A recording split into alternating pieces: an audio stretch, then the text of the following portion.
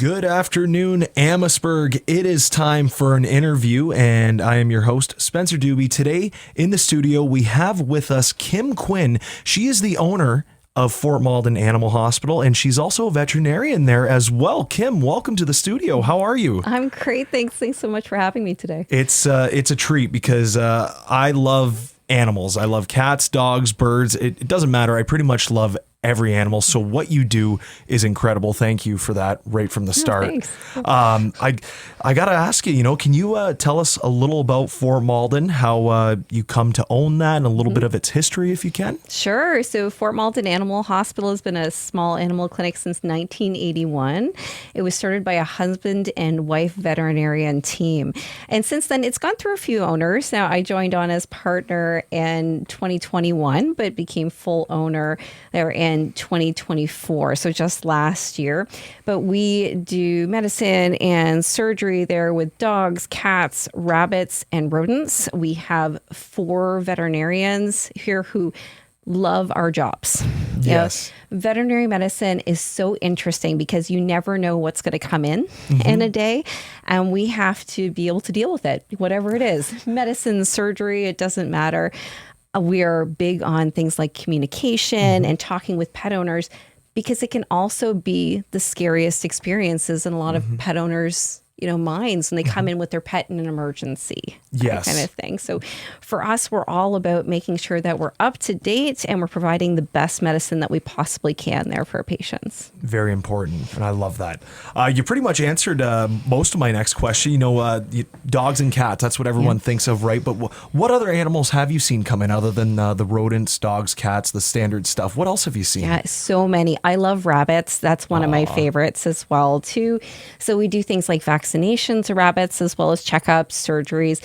But I have seen very interesting animals come in as well, too. We work with rats, and occasionally I've had mice, but I've had bizarre things like a sugar glider come in. Oh, they're so cute. They are adorable. I once had a squirrel come in as well, too. Like, you never know what's going to come in the door. I used to work with ferrets as well. Often some of the more bizarre species, there's someone else who does it better than me. So we always want to make sure that they're with a veterinarian who really knows those species well. But for us, dogs, cats, rabbits, and rodents, that's what we specialize with. Very important. Sounds like a great business you got, right? Everybody is very informative, which is the most important part, right? When dealing with someone's pet. That's like their child, pretty much, right? The clinic, do they have any special services beyond regular checkups? Absolutely. So, of course, beside medicine, and really medicine-wise, we try to focus on preventative medicine. Let's catch things early before they become big problems for them and really impact those animals and their family. But surgeries as well, too. Not only do we do spays and neuters, lump removals, but dental cleanings, dental x-rays, take out teeth if there's diseased teeth. I also do a knee surgery. So for dogs who tear their cruciate ligaments in their knees, I do a surgery to help repair that, which is great. And I can't tell you how many surgeries I've done where animals have eaten something they shouldn't have, and we have to take those out. Dogs and cats aren't picky when it comes to things they've eaten. I've had, a cat eat a little toy mouse before I've had to take out an electrical resistor. Like, why would you eat that? I don't know. Dogs, things like balls, toys, whatever they can get their mouths on. That's what you see in the movies all the time, a squeaky toy or whatever in the stomach. Yeah. Absolutely. It's a classic. We take out lots of, bladder stones. You never know what a dog is going to need. And we do lots of different types of surgeries for them, but also things like CPR. We're training ourselves on more advanced procedures that we need to do. These things come up. We also do hands-free x-rays, which is really cool. So you don't always have to have your technicians holding your dogs down now. They're very relaxed on the table. We use like Velcro straps to hold them onto the table, a little sandbag over top of them, and they're just relaxed and comfortable on the x-ray table when we're taking x-rays. It's pretty phenomenal. So we do lots of things outside of just your regular checkups and vaccines with the pets. That is terrific. And over the years, you must have seen a lot of different health issues, right? That come due to whatever, genetics or old age. What are the most common that you've seen? And there's many. Skin diseases top the list, though, for sure. Skin issues. This time of the year, allergies is big. I mean, we feel allergies as well, too. Pets tend to show allergies on their skin. So itching, scratching, red areas, that kind of thing.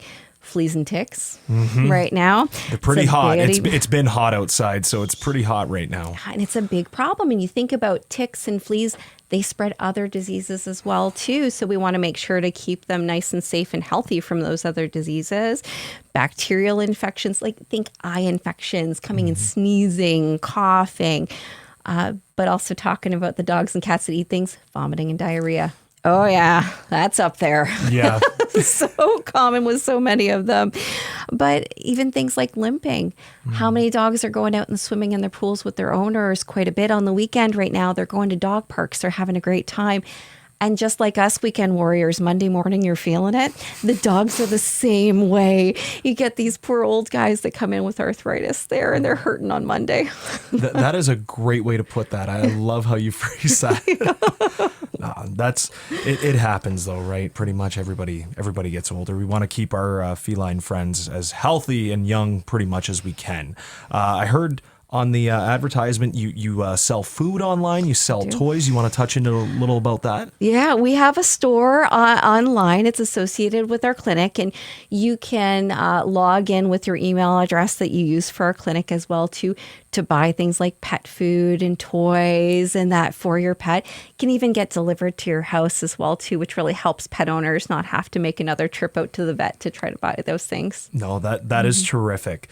We've been experiencing, like I said, it's hot outside. We've been experiencing some brutal heat waves. Are there any health risks that pet face during these heat waves? And do you have any advice and tips for the pet owners to combat these risks? Absolutely. Heat stroke is a big problem, and we've already seen a few pets with heat stroke there this year, especially when you think about them exercising outside when it has been so hot and so humid. You know, at first a dog might pant, open their mouth and breathe to try to get out some of that extra heat. They can even sweat a little bit between their paw pads, but it's often not enough, right? It's inefficient at being able to keep them cool, and it can cause to more issues like organ failure, eventually things like seizures and death. So we want to make sure that we're on top of these kind of things. The worst patients for this are going to be your smushed in face dogs, you know, the brachycephalic dogs. Correct. Oh, yeah, absolutely. So think about your bulldogs, your Persian cats for sure. They just don't have as much surface area to get rid of that heat. So they're going to be the most at risk. So my best tips are going to be if you're going for a walk with your pet early morning or late at night, you know, avoid those hot parts of the day. Stop frequently, give your pets a drink, sit in the shade, keep cool. Obviously, never leave your pet in a parked car with windows closed. If you have an adult with them in the car, that's better because they can at least regulate the temperature, but not by themselves in a parked car for sure. Or better often, keep them at home. Don't bring them with you. You know, make sure if you are going on walks and you have that water with you, have a collapsible pet water dish so that way they can get that drink. And don't leave your pet outside during the day. Yeah, if you do think that they're having issues with the heat, bring them inside, give them a lukewarm shower, cool them down. And if they're really having issues, get them to the vet immediately. Great advice. Great advice. How can people in our community support animal welfare, make it more livable for every animal? Yeah, and this is really a big concern, especially right now with how the economy is going, for sure. So the biggest things is, of course, we want to take care of our pets at home, make sure that they have the best welfare possible. But there's lots of different community-based organizations that are out there that also help other pet owners. One of my favorites is called the Farley Foundation. And the Farley Foundation helps those who are really struggling financially to pay for vet care for their pets. For example, seniors who are on federal guaranteed income supplements, or those who are on disability, or those receiving assistance through the Ontario Works program, people who have household income of less than $35,000, or seniors, people who live in retirement homes, they can all apply for Farley Foundation grant money to be able to help their pet with their care. If they don't have a vet, there's also a Pets to Vet program where they pay for the checkup and vaccines for their pets. And if they have emergency care, they can apply for funding for emergencies there for their pet as well too. So really great that any veterinary clinic who's part of our Veterinary Medical Association in Ontario, they're part of Farley Foundation, and we can apply with them to get this funding for them. That sounds like a fantastic organization. It is. Are there any upcoming events or campaigns Fort Malden Animal Hospital are involved in that you'd like to talk about? Yeah, when it comes to events and campaigns, every year we do Feline February. The biggest issue with cats is there's so many cats that are out there that never come see the vet. And people just figure, oh, they're indoor cats, they're healthy, they're safe. But often they'll have issues like dental disease, they'll have arthritis, things that we don't really notice when we're at home with our pets every single day. So in Feline February, we definitely encourage our pet owners to bring in our cats for their checkups. We do raffles with cat products, and we send out a lot of educational information as well on our social media. We also do a nail trimming event once a year, every year. That's got to be fun. It is. It really is. It's a big day. We get tons of dogs and cats that are in there. And we always do some sort of donation towards a really big organization. We tend to go local as well too, like the Downtown Mission or Unemployment Health Center. We don't have a date yet, but once we do, we'll make sure we put that up on our social media. Oh, fantastic. Anything else you want to share with our listening audience? Yeah, I have two topics I'd like to talk about. One is heartworm disease, which is another big problem, especially this time of year, because it's a disease spread by mosquitoes. And with mosquitoes, they don't care if our pets spend most of their time inside or outside. Mosquitoes find us just like they find our dogs. And they can transmit a little worm, a little larva, into the bloodstream that becomes an adult worm that can really damage the heart and lungs of our pets. It's really easy to prevent, not so easy to treat. So it's an important thing for us to be able to see our pets with once a year and get them on some good prevention. So definitely talk to your vet about that. The other thing I'd like to talk about is pet insurance. So important because there's lots of different pet insurance companies that are out there, but all of them are there to be in your corner. So if you do have a financial crisis, it's lovely to be able to have someone there to help you get through that. A lot of times they'll even cover up to 80% of the bill, which is pretty big when it comes to some of these emergencies, for sure. Well, Kim, this has been terrific. I want to thank you and Andre and the rest of the Fort Malden Animal Hospital team for everything that you all do, because it's incredible work. Animals are near and dear to my heart and obviously a lot of people's hearts. So thank you for everything that you do. No, thank you very much for having us. It's a pleasure to be here. We're so happy to be here at CKBG. You guys are awesome. Oh, thank you so much. Kim Quinn, owner and also veterinarian at Fort Malden Animal Hospital, here in the studio today. Thank you.